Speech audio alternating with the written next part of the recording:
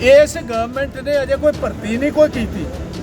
मैनू हैरानी की गल है, मैं स्पीकर कोल भी गल चुकी सी, मैं स्पीकर साहब बारे जाइए तुहाडी सरकार पंजाब दे विच ते कोई भर्ती शुरू नहीं हुई, गैंगस्टर ने पंजाब दे विच ऑनलाइन भर्ती शुरू कर ली। गवर्नर को मिसलीड किया। मैं ऑनरेबल गवर्नर साहब को ये गुजारिश करता हूँ, गवर्नर साहब आपको मिसलीड किया, आप कॉन्स्टिट्यूशनल हेड हो, पंजाब को मिसलीड किया, अपोजिशन को मिसलीड। आप अपने लीगल एडवाइजर को पूछो, अगर कोई केस रजिस्टर हो सकता है तो भगवंत मान पर एग्जैम्पलरी केस रजिस्टर हो। मैंने गल सुनता भगवंत सिंह मान मैं कहना चाहना, थोड़ा दम रख गल सुनता, जवाब दे फौजा सिंह, जवाब दे आ जड़ा सिंगला तुहाडा, जवाब दे अपने माजरियां ते। अजे तक तुहाडे माजरे नहीं हल, इन्हां दे MLA ते एक्शन होए, उन्हां अफसरां को माफियां मंगवाइयां जा रही। ये बदलाव है नवां जी, इन्हां दा जवाब सा भगवंत सिंह मान देण। गलती ना मैं सिंह कह गया ना, ਸਿੰਘਾਂ वाला तो काम इन्हों की कोई। यदि जर्मन विजिट केजरीवाल के खिलाफ बोलते हैं, भगवंत के खिलाफ बोलन तो चन्नी साहब के घर जाके पता करवा लेना क्यों नहीं आए। मैं उन्होंने पर्सनल स्टाफ थोड़ा कि जिन्होंने ये दसना कि चन्नी साहब आए कि नहीं आए। असी वेखो 0 आर च मुद्दा अज फौजा सिंह सरारी का चुकना जी, इन्हें पता सी इस गल का। फौजा सिंह नूं पीली पग बन के अपने पिछे पाया। ਅੱਜ ਦੇ ਦਿਨ ਵਿਧਾਨ ਸਭਾ ਦੇ ਵਿੱਚ ਸੈਸ਼ਨ ਸੱਦਿਆ ਗਿਆ, ਜਿਸ ਦੇ ਵਿੱਚ ਆਮ ਆਦਮੀ ਪਾਰਟੀ ਵੱਲੋਂ ਕਈ ਮੁੱਦਿਆਂ ਤੇ ਗੱਲਬਾਤ ਕੀਤੀ ਗਈ। ਉੱਥੇ ਹੀ ਵਿਰੋਧੀ ਧਿਰ ਵੱਲੋਂ ਆਮ ਆਦਮੀ ਪਾਰਟੀ ਤੋਂ ਕਈ ਸਵਾਲਾਂ ਦੇ ਜਵਾਬ ਮੰਗੇ ਗਏ, ਜਿਸ ਤੋਂ ਬਾਅਦ ਲਗਾਤਾਰ ਕਾਂਗਰਸ ਪਾਰਟੀ ਦੇ ਵਿਰੋਧੀ ਧਿਰ ਦੇ ਆਗੂ ਪ੍ਰਤਾਪ ਸਿੰਘ ਬਾਜਵਾ ਨੇ ਕਾਫੀ ਰੌਲਾ ਰੱਪਾ ਪਾਇਆ, ਜਿਸ ਤੋਂ ਬਾਅਦ ਸਪੀਕਰ ਨੇ ਸੰਸਦ ਨੂੰ ਮੁਲਤਵੀ ਕਰ ਦਿੱਤਾ ਤੇ ਕਾਂਗਰਸ ਦੇ ਆਗੂਆਂ ਨੂੰ ਬਾਹਰ ਕੱਢਣ ਦਾ ਹੁਕਮ ਦੇ ਦਿੱਤੇ। ਬਾਹਰ ਆ ਕੇ ਵਿਰੋਧੀ ਧਿਰ ਦੇ ਨੇਤਾ ਪ੍ਰਤਾਪ ਸਿੰਘ ਬਾਜਵਾ ਨੇ ਆਮ ਆਦਮੀ ਪਾਰਟੀ ਤੇ ਨਿਸ਼ਾਨੇ ਸਾਧੇ। ਉਹਨਾਂ ਦਾ ਕਹਿਣਾ ਹੈ ਕਿ ਆਮ ਆਦਮੀ ਪਾਰਟੀ पंजाब के मुद्दों पर गल नहीं कर रही।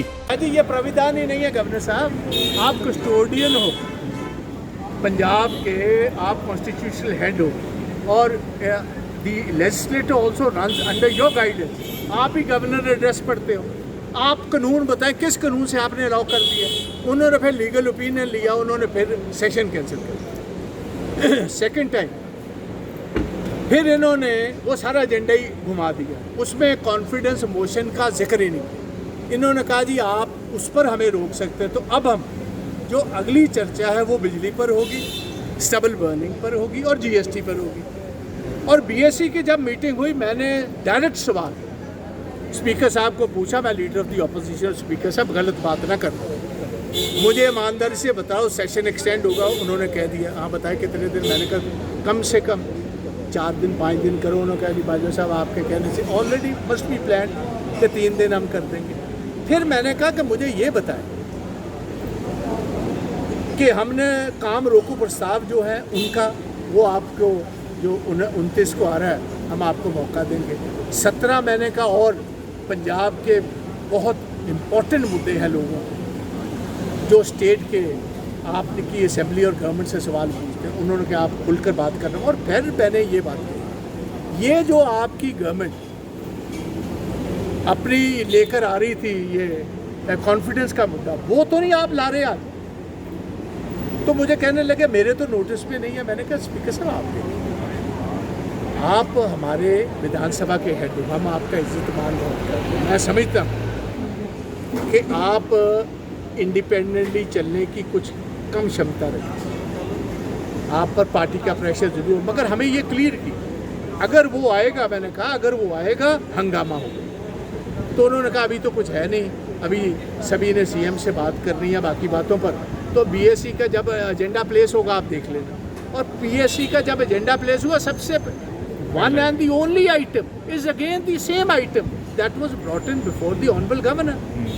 तो गवर्नर को मिसलीड किया। मैं ऑनरेबल गवर्नर साहब को ये गुजारिश करूँ, गवर्नर साहब आपको मिसलीड किया, आप कॉन्स्टिट्यूशनल हेड हो, पंजाब को मिसलीड किया, अपोजिशन को मिसलीड किया। आप सेंश्योर करो भगवंत मान, अगर IPC के नीचे आप अपने लीगल एडवाइजर को पूछो, अगर कोई केस रजिस्टर हो सकता है तो भगवंत मान पर एग्जैम्पलरी केस रजिस्टर होना चाहिए। नहीं तो ऐसा आप मुझे बताए ये कोई काबुल की या तालिबान की पार्लियामेंट नहीं है, ये Hindustan is the largest democracy of the world. What kind of message are we giving to Indians and to people who are settled abroad? We are the largest democracy of the world. अगर आपकी सरकार कायदे कानून से नहीं चलती तो इन लोगों को जो अनार्किस्ट हैं, जो कायदे कानून में विश्वास नहीं रखते, उनको रोकने का क्या तौर तरीका हो? तो ये मेरी अपील है, ना हुआ अगर मुझे मौका मिला, देखो आज इन्होंने एक और, मैं समझता हूँ बदकिस्मती की बात की है। ये जो चलती हुई डिबेट है, जे स्पीकर साहब ਜਿਹੜੇ ਕਸਟੋਡੀਅਨ ਆਫ ਦੀ ਹਾਊਸ ਨੇ, ਜੇ ਕਾਇਦੇ ਕਾਨੂੰਨਾਂ ਦੀ ਇਹ ਛਿੱਕੇ ਟੰਗਣਾ ਚਾਹੁੰਦੇ ਨੇ ਤੇ ਅਸੀਂ ਫਿਰ ਉਹ ਇਹੋ ਜਿਹੇ ਸਪੀਕਰ ਨੂੰ ਮੰਨ ਕੇ ਰਾਜ਼ੀ ਨਹੀਂ। ਅਸੀਂ ਕਾਇਦੇ ਤੇ ਕਾਨੂੰਨ ਨਾਲ ਚੱਲਣ ਵਾਲੇ ਹਾਂ। ਸਾਨੂੰ ਤਿੰਨੋਂ ਹਾਊਸਸ ਦਾ ਬਕਾਇਦਾ ਤੌਰ ਐਕਸਪੀਰੀਅੰਸ ਹੈ। I have been for the 4th time, ਮੈਂ ਵਿਧਾਨ ਸਭਾ 'ਚ, ਰਾਜ ਸਭਾ ਰਿਹਾ, ਲੋਕ ਸਭਾ 'ਚ ਰਿਹਾ। ਮੈਂ ਦੱਸਿਆ ਉਹਨਾਂ ਨੂੰ ਪਹਿਲਾ ਕੰਮ ਜਦੋਂ ਵੀ ਪਾਰਲੀਮੈਂਟ ਸ਼ੁਰੂ ਹੁੰਦੀ ਹੈ, either it is question hour, then 2 hours later followed by the 0 hour। question hour ਹੋ ਨਹੀਂ ਰਿਹਾ ਕਿਉਂਕਿ 15 ਦਿਨ ਦਾ ਟਾਈਮ ਹੈ। ਤਾਂ 0 hour is the top priority। ਪਹਿਲੇ ਗੱਲ ਸੁਣਦਾ ਭਗਵੰਤ ਸਿੰਘ ਮਾਨ ਨੂੰ ਮੈਂ ਕਹਿਣਾ ਚਾਹੁੰਦਾ, ਥੋੜਾ ਦਮ ਰੱਖ ਗੱਲ ਸੁਣਦਾ ਆਪੋਜੀਸ਼ਨ, ਦਮ ਰੱਖ, ਜਵਾਬ ਦੇ ਫੌਜਾ ਸਿੰਘ ਤੇ, ਜਵਾਬ ਦੇ ਆ ਜਿਹੜਾ ਆ ਸਿੰਗਲਾ ਤੁਹਾਡਾ, ਜਵਾਬ ਦੇ ਆਪਣੇ ਮਾਜਰਿਆਂ ਤੇ, ਅਜੇ ਤੱਕ ਤੁਹਾਡੇ ਮਾਜਰੇ ਨਹੀਂ ਹੱਲ ਹੋ ਰਹੇ। ਜਵਾਬ ਦੇ ਜਲੰਧਰ 'ਚ ਕੀ ਕਰ ਰਹੇ ਨੇ, ਜਵਾਬ ਦਿਓ ਤਰਨਤਾਰਨ 'ਚ ਕੀ ਹੋ ਰਿਹਾ। ਤੁਸੀਂ ਕਹਿੰਦੇ ਬੂਟੇ ਲਵਾਣੇ ਨੇ, ਬੂਟੇ ਵੱਢਣ ਨੂੰ ਲੱਗੇ। ਜਵਾਬ ਦਿਓ misuse of power against women officers.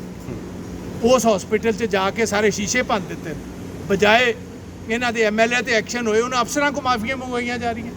ਇਹ ਬਦਲਾਵ ਹੈ ਨਵਾਂ ਜੀ। ਇਹਨਾਂ ਦਾ ਜਵਾਬ ਸਾ ਭਗਵੰਤ ਸਿੰਘ ਮਾਨ ਦੇਣ। ਗਲਤੀ ਨਾਲ ਮੈਂ ਸਿੰਘ ਕਹਿ ਗਿਆ ਇਹਨਾਂ ਨੂੰ, ਸਿੰਘਾਂ ਵਾਲਾ ਤੇ ਕੰਮ ਇਹਨਾਂ 'ਚ ਕੋਈ ਨਹੀਂ। ਕਿਉਂ ਰੱਖੀ? ਫਿਰ ਮਨਜਿੰਦਰ ਸਿੰਘ ਸਰਸਾ, ਆਰਪੀ ਸਿੰਘ, ਜਿਹੜੇ ਸਪੋਕਸਮੈਨ ਨੇ ਭਾਜਪਾ ਦੇ, ਉਹਨਾਂ ਨੇ ਪਹਿਲੇ ਭਗਵੰਤ ਸਿੰਘ ਮਾਨ ਦੀ ਇਨਕੁਆਇਰੀ ਮੰਗੀ, ਟਵੀਟ ਕੀਤੇ, ਫਿਰ ਟਵੀਟ ਡਿਲੀਟ ਕੀਤੇ। ਮੈਂ ਜੇ ਚਾਹੋ ਤਾਂ ਮੈਂ ਹੁਣੇ ਤੁਹਾਨੂੰ ਵਿਖਾ ਸਕਦਾ। ਬੀਜੇਪੀ ਉਸ ਦਿਨ ਤੋਂ ਬੋਲਣ ਤੋਂ ਹਟ ਗਈ ਇਹਦੇ ਖਿਲਾਫ। ਇਹਦੀ ਜਰਮਨ ਵਿਜ਼ਿਟ ਤੇ ਕੇਜਰੀਵਾਲ ਦੇ ਖਿਲਾਫ ਬੋਲਦੇ ਨੇ, ਭਗਵੰਤ ਦੇ ਖਿਲਾਫ ਬੋਲਣ ਤੋਂ ਹਟ ਗਏ। ਇਹਨੂੰ ਵੀ ਪਤਾ, ਭਗਵੰਤ ਸਿੰਘ ਮਾਨ ਨੂੰ ਪਤਾ ਹੈ। ਤੇ ਮੇਰੀ ਗੱਲ ਪੱਕੀ ਸਮਝ, ਜਿੱਦਣ ਜਹਾਜ਼ ਆਇਆ ਪਹਿਲੀ ਸਵਾਰੀ ਇਹ ਜਾਣੀ ਹੈ, ਪਹਿਲੀ ਪਾਰਟੀ 'ਚ ਨਹੀਂ ਚੱਲਿਆ। ਪਹਿਲੇ ਸ਼੍ਰੋਮਣੀ ਅਕਾਲੀ ਦਲ 'ਚ ਹੁੰਦੇ ਸੀ ਸਭ ਭਗਵੰਤ ਸਿੰਘ ਮਾਨ ਜੀ, ਫਿਰ ਇਹ ਗਏ ਰਾਮੂ ਵਾਲੀਆ ਸਾਹਿਬ ਦੇ ਨਾਲ ਲੋਕ ਭਲਾਈ, ਫਿਰ ਇਹ ਆਏ ਮਨਪ੍ਰੀਤ ਸਿੰਘ ਬਾਦਲ ਨਾਲ, ਫਿਰ ਇਹ ਆਏ ਆਮ ਆਦਮੀ ਨਾਲ। ਜੇ ਐਤਕੀ ਵੀ ਕੇਜਰੀਵਾਲ ਸਾਹਿਬ ਅਖੀਰ ਤੇ ਨਾ ਬਣਾਉਂਦੇ ਤੇ ਹੋ ਸਕਦਾ ਹੈ ਇਹ ਕਿਸੇ ਹੋਰ ਜਮਾਤ ਚਲਾ ਜਾਏ। ਚਰਨਜੀਤ ਚੰਨੀ ਤੇ ਵੀ ਨਿਸ਼ਾਨਾ ਸਾਹਿਬ ਉਹ ਕਹਿੰਦੇ ਕਿ ਉਹ ਆਏ ਨਹੀਂ। ਅੱਜ ਚੰਨੀ ਸਾਹਿਬ ਦੇ ਘਰ ਜਾ ਕੇ ਪਤਾ ਕਰਵਾ ਲੈਣ ਉਹ ਕਿਉਂ ਨਹੀਂ ਆਏ। ਮੈਂ ਉਹਨਾਂ ਦਾ ਪਰਸਨਲ ਸਟਾਫ ਥੋੜਾ ਕਿ ਜਿਨ੍ਹਾਂ ਨੇ ਇਹ ਦੱਸਣਾ ਕਿ ਚੰਨੀ ਸਾਹਿਬ ਆਏ ਕਿ ਨਹੀਂ ਆਏ, ਉਹ ਉਹਨਾਂ ਨੂੰ ਪੁੱਛੋ ਨਾ। ਬਾਜੀ ਸਾਹਿਬ, ਇੱਕ ਚੀਜ਼ ਕਿ ਅੱਜ ਦੇ ਸੈਸ਼ਨ ਦਾ ਐਂਡ ਇਹ ਕਹਿ ਕੇ ਕੀਤਾ ਗਿਆ ਕਿ ਵਿਰੋਧੀ ਧਿਰ ਮੌਜੂਦ ਨਹੀਂ ਹੈ, ਉਹ ਸਿਰਫ ਅੱਜ ਦਾ ਸੈਸ਼ਨ ਜਿਹੜਾ ਖਤਮ ਕਰਾਉਣਾ ਚਾਹੁੰਦੀ ਸੀ, ਖਰਾਬ ਕਰਾਉਣਾ ਚਾਹੁੰਦੀ ਸੀ, ਤਾਂ ਚਲੇ ਗਈ। ਤਾਂ ਹੁਣ ਅਸੀਂ 29 ਤਰੀਕ ਨੂੰ ਉਹਨਾਂ ਦੇ ਸਾਹਮਣੇ ਸਾਰੇ ਦਲੀਲਾਂ ਨਹੀਂ, ਉਹੀ ਉਹਨਾਂ ਦਾ ਮਤਲਬ ਹੈ ਕਿ ਵਿਰੋਧੀ ਧਿਰ ਨੇ ਪੰਜਾਬ ਦੀਆਂ ਗੱਲਾਂ ਕਰਨੀਆਂ, ਪੰਜਾਬ ਦੇ ਮੁੱਦੇ ਉਠਾਣੇ ਨੇ, ਇਹਨਾਂ ਬਹਿਸ ਬੰਦ ਨਹੀਂ ਕਰਨੀ। ਸਾਨੂੰ ਫਿਰ ਸਪੀਕਰ ਹਾਊਸ ਚੋਂ ਬਾਹਰ ਕੱਢੇਗਾ, ਫਿਰ 30 ਤਰੀਕ ਨੂੰ ਇਹੀ ਡਰਾਮਾ ਰਚਾਉਣਗੇ, ਫਿਰ 3 ਤਰੀਕ ਨੂੰ ਇਹੀ ਡਰਾਮਾ ਰਚਾਉਣਗੇ। ਸਾਨੂੰ ਤਾਂ ਇਹਨਾਂ ਦੇ ਹਰ ਤੌਰ ਤਰੀਕੇ ਦਾ ਪਤਾ, ਤਾਂ ਹੀ ਤਾਂ ਮੈਂ ਜਿਹੜੀਆਂ ਪੇਸ਼ਗੋਈਆਂ ਕਰਦਾ ਹੁੰਦਾ ਸਾਰੀਆਂ ਸੱਚ ਨਿਕਲਦੀਆਂ। ਅਸੀਂ ਵੇਖੋ 0 ਆਰ 'ਚ ਮੁੱਦਾ ਅੱਜ ਫੌਜਾ ਸਿੰਘ ਸਰਾਰੀ ਦਾ ਚੁੱਕਣਾ ਸੀ, ਇਹਨਾਂ ਨੂੰ ਪਤਾ ਸੀ ਇਸ ਗੱਲ ਦਾ। ਫੌਜਾ ਸਿੰਘ ਨੂੰ ਪੀੜੀ ਪੱਗ ਬੰਨ੍ਹ ਕੇ ਆਪਣੇ ਪਿੱਛੇ ਪਾਇਆ ਸੀ। ਇਹ ਦੱਸਣਾ ਕੀ ਚਾਹੁੰਦਾ ਭਗਵੰਤ ਸਿੰਘ ਮਾਨ, ਕੀ ਦੱਸਣਾ ਚਾਹੁੰਦਾ? ਇਹ ਜਿਹੜੇ ਕੱਟੜ ਇਮਾਨਦਾਰ ਜਮਾਤ, ਮੈਂ ਪੁੱਛਣਾ ਚਾਹੁੰਦਾ, ਫੌਜਾ ਸਿੰਘ ਸਰਾਰੀ 2.5 ਕਰੋੜ ਰੁਪਈਆ ਔਨ ਟੈਲੀਫੋਨ, ਉਹਦੀ ਵੀਡੀਓ ਰਿਕਾਰਡ ਉਹਨੇ ਖੁਦ, ਉਹਦੀ ਆਡੀਓ ਰਿਕਾਰਡਿੰਗ ਉਹਨੇ ਖੁਦ ਕਬੂਲ ਕਰ ਲਈ ਪਈ, ਕਿਉਂ ਅਜੇ ਤੱਕ ਐਕਸ਼ਨ ਨਹੀਂ ਹੋਇਆ? ਇਹਨਾਂ ਦੇ ਐਮਐਲਏ ਨੇ ਜਿਹੜੀ ਗੁੰਡਾਗਰਦੀ ਜਲੰਧਰ 'ਚ ਕੀਤੀ, ਫਰੀਦਕੋਟ 'ਚ ਕੀਤੀ, ਤਰਨਤਾਰਨ 'ਚ ਕੀਤੀ, ਬੇਤਾਸ਼ਾ ਰੋਜ਼ ਕਰ ਰਹੇ ਨੇ। It is not stopping. ਇਸ ਗਵਰਨਮੈਂਟ ਨੇ ਅਜੇ ਕੋਈ ਭਰਤੀ ਨਹੀਂ ਕੋਈ ਕੀਤੀ। ਮੈਨੂੰ ਹੈਰਾਨੀ ਦੀ ਗੱਲ ਹੈ, ਮੈਂ ਸਪੀਕਰ ਕੋਲ ਵੀ ਗੱਲ ਚੁੱਕੀ ਸੀ, ਮੈਂ ਸਪੀਕਰ ਸਾਹਿਬ ਵਾਰੇ ਜਾਈਏ ਤੁਹਾਡੀ ਸਰਕਾਰ ਪੰਜਾਬ ਦੇ ਵਿੱਚ ਤੇ ਕੋਈ ਭਰਤੀ ਸ਼ੁਰੂ ਨਹੀਂ ਹੋਈ। ਗੈਂਗਸਟਰ ਨੇ ਪੰਜਾਬ ਦੇ ਵਿੱਚ ਆਨਲਾਈਨ ਭਰਤੀ ਸ਼ੁਰੂ ਕਰ ਲਈ। ਮੈਂ ਲਾਅ ਐਂਡ ਆਰਡਰ ਦੀ ਗੱਲ ਇਹ ਹੈ, ਗੈਂਗਸਟਰਸ ਨੇ ਆਨਲਾਈਨ ਭਰਤੀ ਸ਼ੁਰੂ ਕਰ ਲਈ, ਪੰਜਾਬ ਪੁਲਿਸ ਦੀ ਹੋਈ ਨਹੀਂ। ਆ ਜਿਹੜੀਆਂ ਚਿੱਠੀਆਂ ਫੜਾਈ ਫਿਰਦਾ ਤੇ ਸਾਰੀਆਂ ਕਾਂਗਰਸ ਦੀ ਭਰਤੀ ਹੈ। ਕੋਈ ਇੱਕ ਸਿੰਗਲ, ਮੈਂ ਚੈਲੰਜ ਕਰਦਾ ਭਗਵੰਤ ਸਿੰਘ ਮਾਨ ਨੂੰ ਤੇ ਇਹਦੀ ਪਾਰਟੀ ਨੂੰ, ਜਿੱਦਣ ਦੀ ਇਹ ਸਰਕਾਰ ਆਈ, ਤੁਸੀਂ ਇਸ ਅਪ੍ਰੈਲ ਦੇ ਮਹੀਨੇ ਤੋਂ ਕੋਈ ਇਹਨਾਂ ਦੀ ਨਵੀਂ ਐਡਵਰਟਾਈਜ਼ਮੈਂਟ ਵਿਖਾਓ ਜਿਹਦੇ 'ਚ ਇਹਨਾਂ ਨੌਕਰੀਆਂ ਰੱਖੇ। ਇਹ ਸਾਰੀਆਂ ਪੁਰਾਣੀਆਂ ਨੇ, ਇਹ ਸਾਰੀਆਂ ਪੁਰਾਣੀਆਂ। ਹੁਣ ਦੇਖਣਾ ਹੋਵੇਗਾ ਕਿ ਆਉਣ ਵਾਲੇ ਦਿਨਾਂ ਦੇ ਵਿੱਚ ਜੋ ਸੈਸ਼ਨ ਬੁਲਾਇਆ ਜਾਵੇਗਾ ਉਸ ਦੇ ਵਿੱਚ ਪੰਜਾਬ ਦੇ ਕਿਹੜੇ-ਕਿਹੜੇ ਮੁੱਦਿਆਂ ਤੇ ਆਮ ਆਦਮੀ ਪਾਰਟੀ ਚਰਚਾ ਕਰਦੀ ਹੈ। ਚੰਡੀਗੜ੍ਹ ਤੋਂ ਬਿੰਦੂ ਸਿੰਘ ਦੀ ਰਿਪੋਰਟ, D5 ਚੈਨਲ ਪੰਜਾਬੀ। ਕੀ ਹੁੰਦੀ ਹੈ ਜਮਾਬੰਦੀ, ਕਿਵੇਂ ਬਣਦੀ ਹੈ ਵਸੀਅਤ, ਜ਼ਮੀਨ ਜਾਇਦਾਦ ਦੇ ਹਰ ਮਸਲੇ ਤੇ ਕਰਾਂਗੇ ਚਰਚਾ। ਦੇਖਣਾ ਨਾ ਭੁੱਲਣਾ ਸਾਡਾ ਖਾਸ programme naibtehsildar.com। D5 channel Punjabi ਹੁਣੇ ਸਬਸਕ੍ਰਾਈਬ ਕਰੋ, ਬੈਲ ਆਈਕਨ ਤੇ ਕਲਿੱਕ ਕਰੋ।